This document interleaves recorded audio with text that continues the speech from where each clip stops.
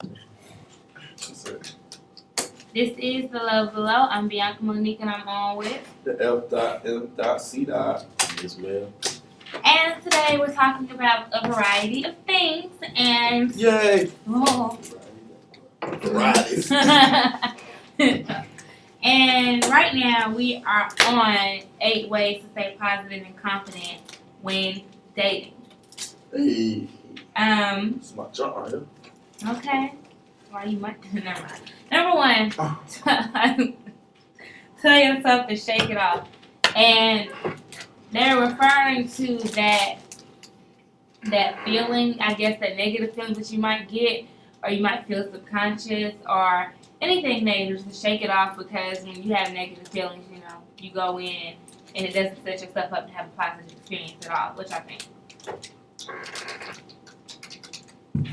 I'm a plan for the worst type person, so I already go in with the worst thing that happens, so I think first thing off would be too hard. So anything that happens can be an improvement. Is Like, that what I always plan for like the worst case scenario. So if I never have to use plan B, it's cool. But if that's no, I'm just thinking that that's your first plan, not your plan B. Plan B is a good job. Plan A. So plan B is what? No, he was saying plan B is his plan for the worst, but I was like, if you're going there expecting something bad to happen, that's kind of like your first plan. It is, though. But I don't know. For the worst, hope for the best. I think it's a good behavior to have, just in general, because everything not gonna go your way. Right. But I think some people shake it off and saying, okay, well, that wasn't my A game. Let me see where I need to go and improve, and then the next time I'll be better. Mm-hmm. Some people take it as, I ain't never gonna be nothing. They shake it off, but it's more of a desperation, kind of like a depressed emotion. Mm-hmm. As in they didn't see it going well in the first place. My thing is, I expect it may not always go my way, but I'm going in there with the intentions that I'm gonna come out with what I wanted. You know what I'm saying? Mm-hmm. So if it doesn't go the way I wanted, but I can't really say because I haven't had too many experiences where I've done the dating, Mm-hmm. like where I've had to go and pursue somebody and not be, and be rejected and that kind of stuff. So Right. I can't really say maybe somebody else that has been rejected or isn't in the position that I'm in, because I'm always a person that try to find meet you through mutual friends. Oh, I like you, you like me. Okay, let's hang out. Mm-hmm. Get to know you, that kind of thing. So I never really been rejected in that kind of way, because rejection hurts. So I think we shrug it off. That's a good thing to have, but can we really shrug it off? That's the thing. I think shrug it off takes practice, because got the heart broken when I was little. So.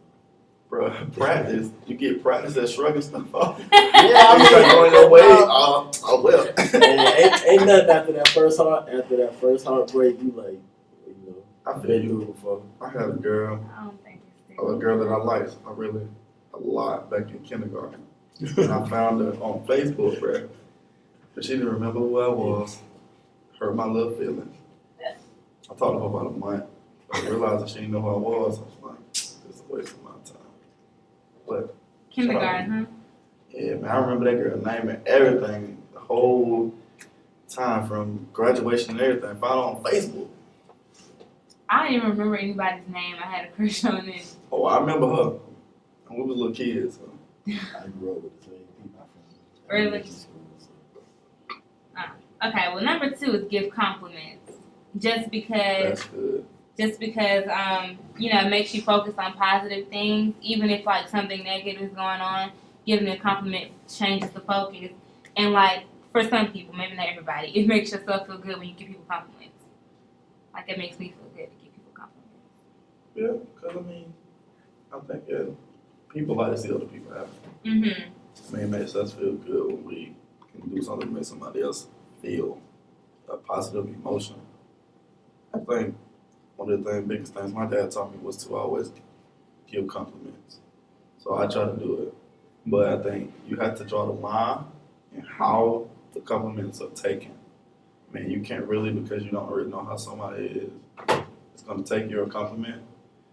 Because I've been on a path where people thought I was a flirt or players, and I just like to give compliments. So, I think in moderation. Some people take compliments as You interested in Yeah. them and only them. versus it just being Baby, a I gave legit 6 people compliment. compliments. Yeah, You got to know that you ain't the whole. sometimes a compliment is just a compliment. It's not like I'm trying to talk to you. It's just Appreciate it. Can you say it again? sometimes a compliment is just a compliment. Can we get that one more time? Sometimes Uh-huh. a compliment Right. is just Right a on. compliment. Please tell. Take it graciously, smile, go on about your day. Jamel? Man, I need to work on the giving compliment. Yes, you do. Yes, yes, you do. That ain't. When's the last time you've given a compliment? It probably recently, but I like to joke around. I like to, like, she might say, like my girlfriend might say, "Oh, babe, you like my hair?" So, and I might notice one little thing, and I'm like, "Oh, but that side, like messed up or something." It's like, "Oh, yeah." She mad at you because she done spent 30 minutes. Then to you an hour and a got half. to clean it up and say, like, yeah, it look like that. It's so great. So I'm gonna ask you, bro, like, why do you feel like that's not like something you do a lot? Does it? I guess it's, to me, I still find it kind of cheesy. To compliment people? I ain't talking about people. I'm I talking ain't about talking your about girl. Oh, In okay. particular, I'm talking about. Okay, that should be even less cheesy because it's your girlfriend. Yeah, it was some. I mean, I think sometimes I've seen you can over flood it because I've done it before. But it's just like sometimes when I like somebody, I just like to tell them how much I like them, and so I give them a bunch of positive qualities about them. And sometimes that can be a little too much because it's just like, dang, he gave me all these compliments. Like, why? Why is he giving me all these compliments? For what reasons? People don't take it as seriously or think your intent is as genuine as it really is. Mm-hmm. So I mean, I think the extremes is really bad, but I think finding that medium in which you can tell somebody that that you like what they have on or that kind of thing. Like, I don't know, like it does feel kind of cheesy sometimes giving compliments, but I keep the general. That's all. I like the way you smile. Oh, I like the way your hair is. You don't have to be like, I like the way that you dyed your hair. You know what I mean? But you can be like, I like the way you have it. Or I like when you smile, that kind of stuff like that. But I think, getting in specific specific compliments. Oh, the way your I love the way your hair curls to the yeah, left. like the way the sun shines on your forehead, make it glisten. Like, yeah, I think It that's is too a much. pretty good feeling to get by a compliment. You should do it more often. Do you like to be complimented? See, I mean, I that's can some, shrug it off. that's- Okay. something else I find that some people don't actually like to be complimented. They don't like the attention or the focus to I be mean, on them. I'm not saying It's that's not you. like, but it's like I'm indifferent about it. Like somebody say, "Oh man, I like your hair." Something okay. You don't say thank you. You just say okay and go about your day. If somebody say they like your hair, you need to watch out. I might say thanks, but I mean, I'm not even like, "Oh, thank you, that made my day." Well, what if your girl's like, she really like the way you do a certain thing? That was my girlfriend, yeah, but regular person. I mean, because that's what you brought up. That's why I'm trying to stay there. So you brought up that you kind of like feel cheesy sometimes. But what do she give you compliments? Yeah. How you feel when she give them? You be like indifferent. I feel that. Oh, you So been you- happy, see? So she should feel like that. He's like, I feel happy. A compliment a day keeps the anger away. She get I a don't good, know. she get a good morning text. She what? She get a good morning text. That's not a compliment. That's a good morning text. You never know when Okay. This is for you. Number one. Moving on. Number 3 says use your friends. They were made for listening and go to them for advice.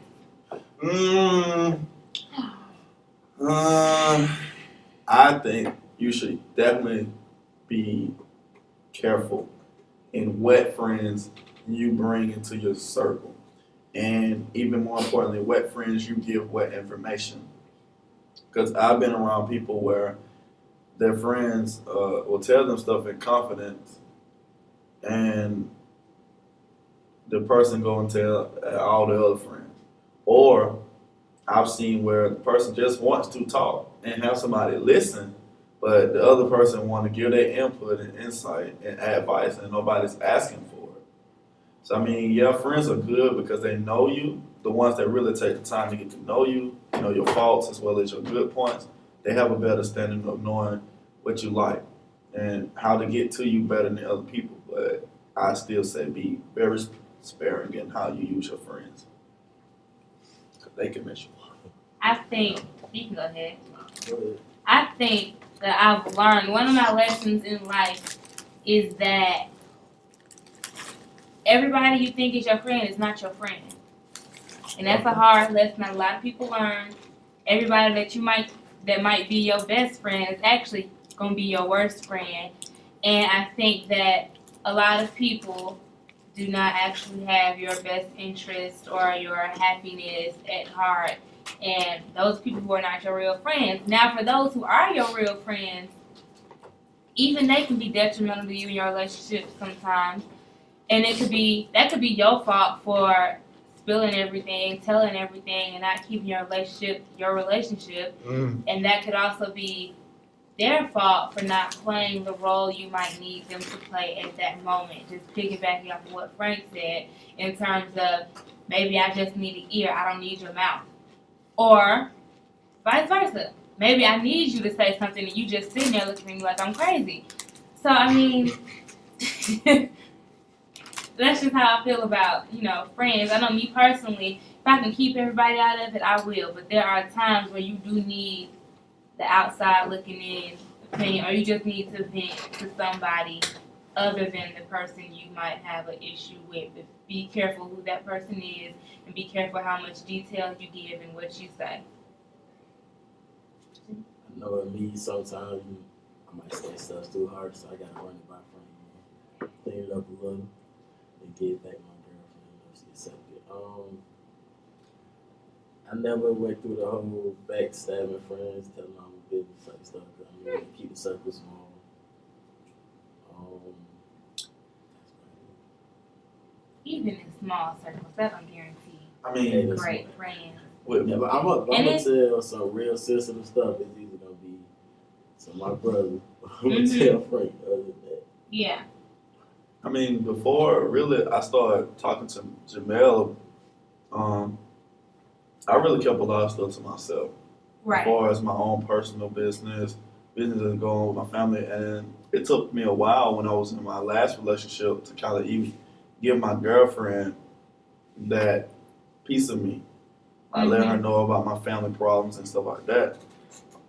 But I decided to say, well, there are some things you can't continue to hold in. And yeah, you may run the risk of saying something and that information being bad, but it helps you get it out. And I know a lot of times in my past, I've been through situations and stuff where I kept all that information in, I kept all those experiences in, and when it came out, it was an angry type thing where I was lashing out at somebody, and I didn't want to do that, so I decided to. I mean, really, it was, my ex-girlfriend, and then when I started really talking, Jamel and Jazz, those are the other two people, and then I got a couple other people that, in my circle that we can just talk about real stuff, and we're talking about relationships and what's going on in each other's relationships. But I didn't really start doing it until like the last year and a half with other people outside of my relationship, and really like 2.5 years, 3 years into my last relationship with my my ex-girlfriend, where I actually decided to say, this is me, this is who I am, I want to talk to you about this kind of thing. So, I mean, it's very important that you have somebody that you can talk to that doesn't pressure you to say things, but it's there to listen to you when you do have something to say. Right. I know for me, I've always been like a really private person, if I don't have to spill the beans and tell my life story, I won't do it. But there are times when you kind of have to. And like one of the things that I look for, like if I'm single, and like one of the things that's like a deciding factor for if I'm going to see where something's gonna go with somebody, or even one of the things that got me in the relationship I'm in now is the comfort level that you have with somebody to just be yourself and say what you want to say, how you want to say it, and just how it comes out without you even thinking, Right. or just how you feel like, oh, I can just be me all the way and not even think twice about it. Because when you meet people who you feel like you can't, that could be because you don't know them, or it could just be that it could be a reason behind it. I always try to practice comfortability around people. Like, I'll be comfortable with you because I want you to be comfortable with me. I've been the person that people have called in the middle of the night because they had issues that was going on that they wanted somebody to talk to and get advice on. And that provided a release for me because it's just like, it helped me figure out the stuff that was going on in my life too. But I mean, you definitely need that comfortable. Everybody at some point in time isn't giving them full self to every situation they're doing. They're not saying exactly what they want to say at that particular time. They're holding back their tongue on this. They're holding back their emotions on this. They're, and then putting it in other places where it's not needed. So you say the wrong thing here because you didn't say it there, that kind of thing. And I always want, when people are around me, to say what it is that you have to say. I've been around people where they think that I'm one type of person, so they present what they feel is their better selves of them. And it's kind of like, well, you're giving me a fake sense of who you are, not to say that you're not this person, but that's not the only person that you are. Mm-hmm. That kind of thing. And I don't like that. I don't like to be around people where they can't be themselves. If that's what you do, hey, I might not agree with it, but I'm going to respect you. Right. So, I mean, I think that comes with time. Like, regardless of how comfortable I am with somebody, in the beginning, it's probably not going to be all 100% just raw and uncut Bianca. But the longer and the deeper we get into whatever relationship it is, you can guarantee that, we got a lot to work on. You can guarantee that, That's uncut Bianca. No, I mean, it'll be more. Like we saw a bit of you to this past month with us being late. Little flashes of Bianca came out. What it is. Little flashes of Bianca came out. Right. Now this is my time. Yeah. My energy. I got to come in here and look at myself. Wait now for 30 minutes. Okay, we're gonna move on a little bit. Number 4 in the 8 ways to stay positive and confident during dating says to listen to up-tempo music, because when you listen to mopey music, it kind of has that effect when you make you feel depressing. Don't listen to Drake. Don't want no crew love. And I actually find this to be true. I find it to be true if I'm actually feeling that way, if I'm not happy, if I'm sad about something. Listening to that music makes me go deeper into that sadness.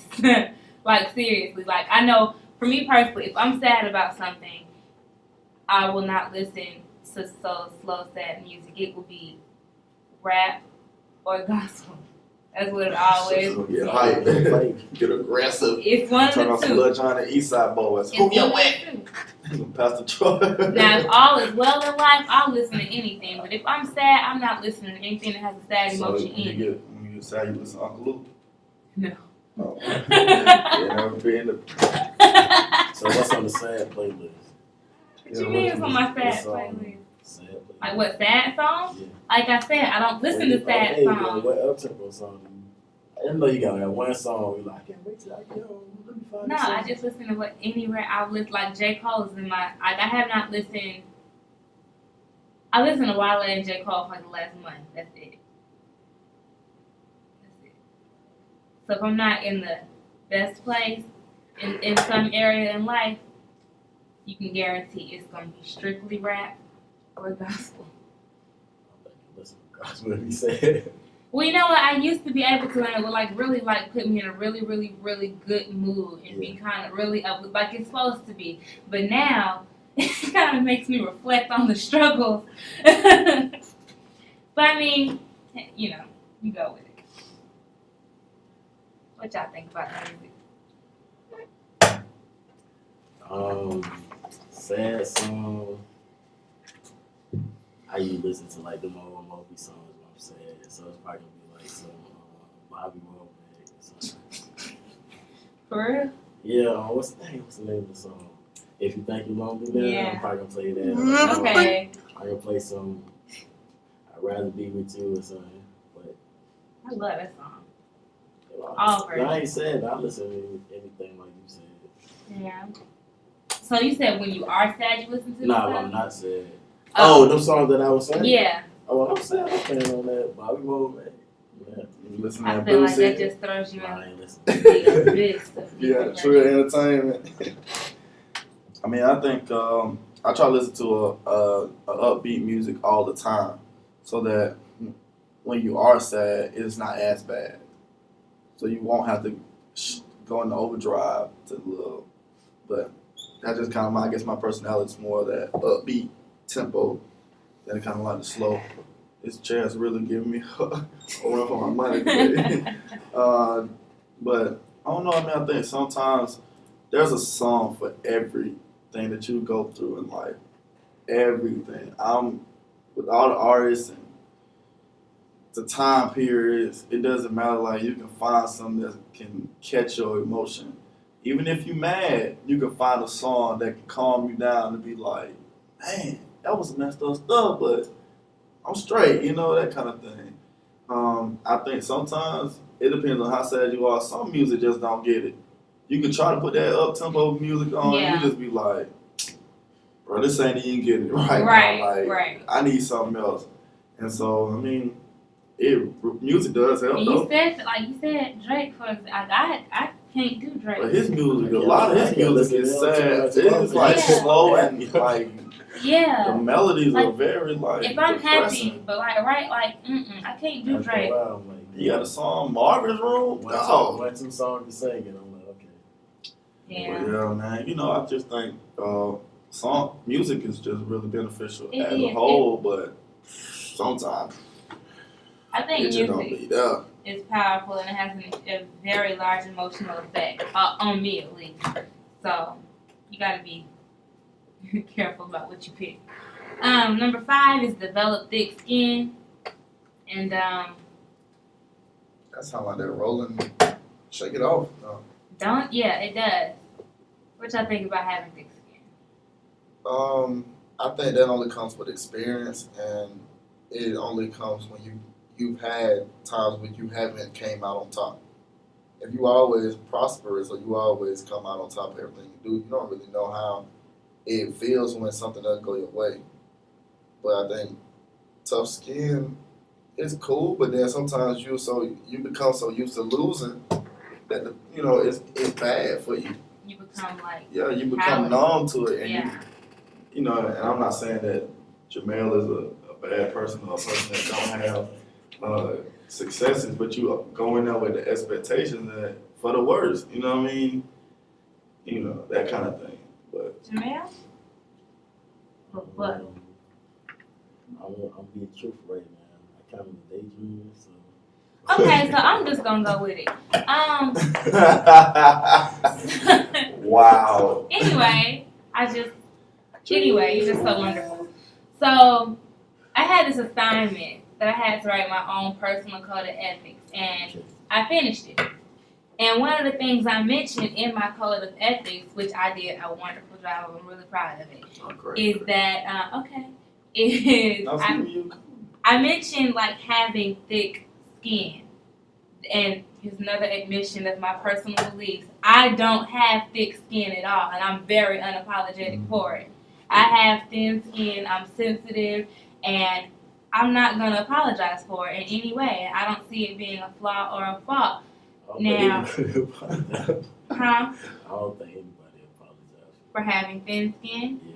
Well, I think some people feel though it's a bad thing because we're told so much. You need to man up, shake it off, have thick skin. Don't let let it roll off your back. But in reality, that's not how it goes. Not how life goes. And I think that the effect that things have on you emotionally or in any other way is what allows you to learn from things and like builds you up and teaches you how to handle situations those kinds of situations that may reoccur. So thick skin, I mean, yeah, it's probably a great thing to have if it's used the right way. I don't have it and I'm okay with it and I'm not gonna apologize for that. I think that becomes a problem when you let that knock you down and you don't get back up from it. Or when you use that as an excuse not to achieve or not to reach your full potential, then that's when having thin skin becomes a problem. But when you use it to your advantage or to be more aware of yourself in situations and how you need to handle things, and I think that that's a strong point. You know what we're talking about now? Yeah. Oh, okay. Dang. I heard a couple times that I'm not really emotional, so I'm guessing that it goes with thick skin, but trying to thin it out, thin the skin out a little, be a little more emotional, express my feelings and stuff. All right, so number 6, know when to drop it, know when to let it go. Great segue. Great segue. Pretty cool. Know when to drop it. I think that's a very good one. I mean, sometimes we want our way. Sometimes we want everybody to hear our point of view. And sometimes we just gotta realize that you're not as important as you think you are. Don't take yourself so seriously. You just gotta be the person, the center of attention. Let other people have their chance. And it ain't always meant to argue it all the way to the end. Just let it go. Just 9 times out of 10, it doesn't matter anyway. You sitting there, working your chops about it. You just making the situation too much. So sometimes you need to drop it.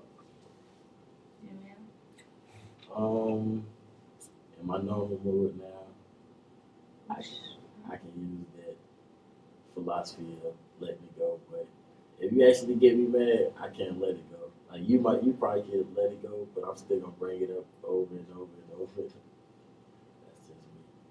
I think when it's something that's important to you, then that's one thing. But if it's something that's really, really, really not a big deal, and you just It probably couldn't even be a big deal. and you just want to fight, or if you just in that mood, then let that go. But I understand. But when you have like a real belief about something, you have a serious issue with something, and this doesn't have to be with relationships. It can be with anything in life. Like you can't just let some things go. The little frivolous stuff, let it go. Like if I was still mad today about y'all being late last week, that would be dumb on my part. I mean, we start coming on time, so I mean, I wasn't gonna come on time She had no to more. start beating us now. You So said before she had to start beating us.